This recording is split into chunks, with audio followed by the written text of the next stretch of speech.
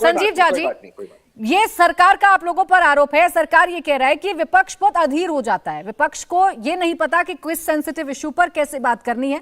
गृह मंत्रालय जवाब देगा, पहले पूरी रिपोर्ट्स तो आने दीजिए, विस्तार से आपके सारे सवालों का जवाब दिया जाएगा।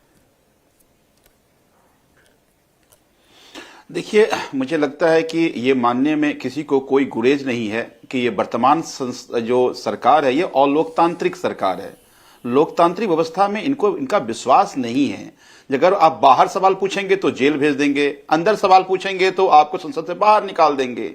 तो मुझे लगता है कि आज चर्चा की मांग क्यों हो रही है। आपने बिल्कुल ठीक कहा। पहले तो मैं आपको धन्यवाद करता हूं जिस तरह से आप डिबेट चला रहे हैं। बहुत दिनों के बाद हमने देखा कि सही सवाल सही लोगों से पूछा जा रहा है, अपना सरकार से सवाल पूछना ही बंद कर दिया था। विशेष इसके लिए बहुत बहुत धन्यवाद। लेकिन आपने जो सवाल पूछा ये कोई सामान्य घटना नहीं है। 2001 के बाद ये दूसरी बार ऐसी घटना है जहां पर इस तरह टेररिस्ट अटैक की बातें हो रही हैं। और आपको याद होगा जब ये नई संसद की बात हो रही थी तो तमाम तरह की सुरक्षा के फीचर्स बताए जा रहे थे। 2 दिन तक टीवी में चल रहा था कि सबसे सुरक्षित जगह है। तो अगर सबसे सुरक्षित जगह पर टेररिस्ट अटैक हो सकता है तो फिर देश की चिंता तो होगी ना। एक बात बताइए कि आज ये चर्चा की से क्यों भाग रहे हैं? क्योंकि चर्चा की जब बात होगी तो सरकार से सवाल पूछे जाएंगे कि ये 5 साल से सुरक्षा का संसदीय समिति क्यों नहीं बना।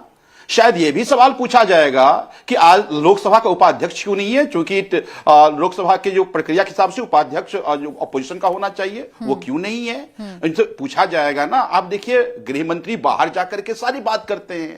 पहली बार मैंने देखा कि संसद चल रहा है और गृह मंत्री टीवी चैनल पे तो बात कर रहे हैं लेकिन संसद में कहें हम जवाब नहीं देंगे। तो ये आपका अहंकार है या कुछ राज आप छुपाना चाह रहे हैं?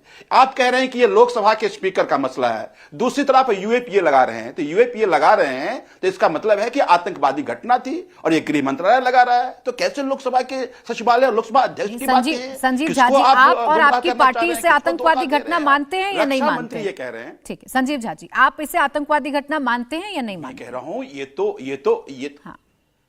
अरे मेरे मानने से क्या होता है? सारी जानकारी तो इनके पास है ना।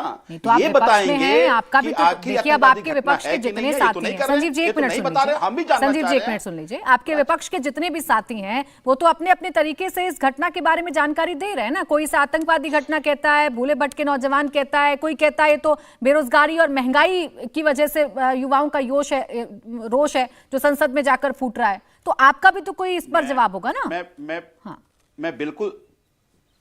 मैं बिल्कुल सहमत हूं प्राची जी। जब इसीलिए हम जानकारी क्यों चाह रहे हैं, हम चर्चा क्यों चाह रहे हैं? हम तो चाहते हैं गृह मंत्री जवाब दें। नहीं तो अंदाजा लगाया जाएगा ना कि देश में बेरोजगारी है तो कहीं ऐसा नहीं तो बेरोजगारी स्क्रीन पे पहुंच गया है कोई। ये भी जब तक आप जानकारी नहीं देंगे तो तमाम तरह की कवायद होगी। इसीलिए कवायद ना हो, सही जानकारी विपक्ष को भी और देश की जनता को मिले, जिम्मेदारी आपकी है। आप तो कहते थे जब नया पार्लियामेंट बना तो सेंगोल रखा गया, कहा ये राजदंड है, किसी के साथ अन्याय नहीं होगा। लेकिन टेररिस्ट अटैक, बेरोजगारी और महंगाई एक साथ जोड़कर देखेंगे तो ये थोड़ा सा डाइजेस्ट करने वाली बात नहीं होती है ना। या तो टेररिस्ट अटैक है या फिर भूले भटके युवा हैं जिनका रोष संसद में जाकर फूटा है। रही बात आपके सवालों की, एक सेकंड संजीव जी, आपके सवालों के जवाब की बात रही। आप क्या सवाल जानना चाह रहे हैं? अजय आलोक जी बैठे हैं, अभी आपके सवालों के जवाब दिलवा दूंगी।